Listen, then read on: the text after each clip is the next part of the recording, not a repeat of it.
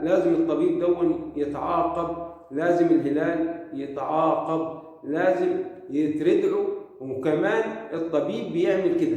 طيب حضرتك بتحمل النادي الأهلي نتيجة أخطاء جماهيرك بعقوبتك من الفيفا بعدم اللعب بجماهيرك على ملعبك، اتحملها للنادي الأهلي. ليه؟ العصبية تكون بين اللاعبين وبعضهم، إنما أنت حضرتك هتنزل أرض الملعب لازم تكون متمثل بالارتياحية، ما تكونش عصبي، تكون هادي النفس طيب الخلق، لأن أي لاعب هيظن إن حضرتك بتضيع وقت.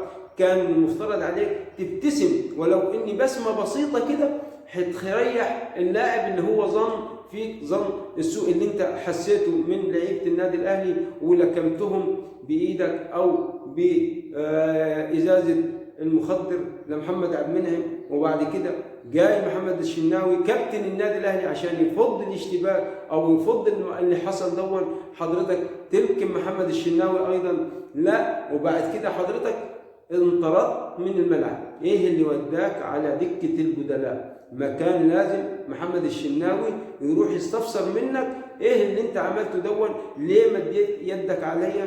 لازم محمد الشناوي هيعمل كده.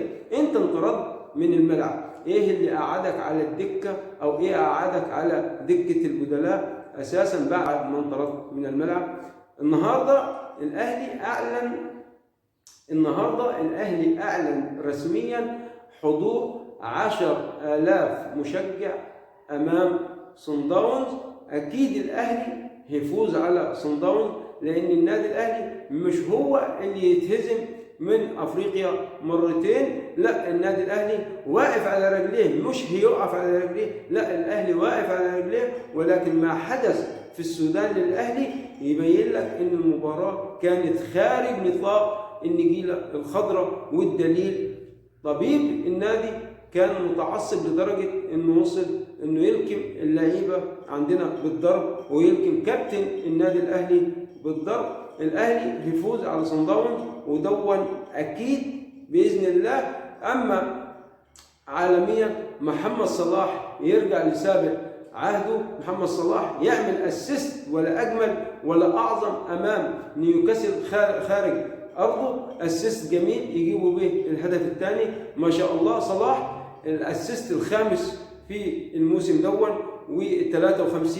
ثالث اللعيبه الافارقه اسيستات في الدوري الانجليزي بعد رياض محرز 55 هدف وديديه دروكبا 54 هدف، وما زال صلاح مستمر في الملاعب. الاهلي ما يفوتش الموضوع دون. الكارثه اللي حصلت من طبيب الهلال السوداني عوض عثمان على خير ابدا، لان اللي حصل دون جرم في حق كرة القدم وفي حق الاطباء جميعا. المفروض طبيب تدخل عشان خاطر تعالج اللعيبه، مش تكسر اللعيبه.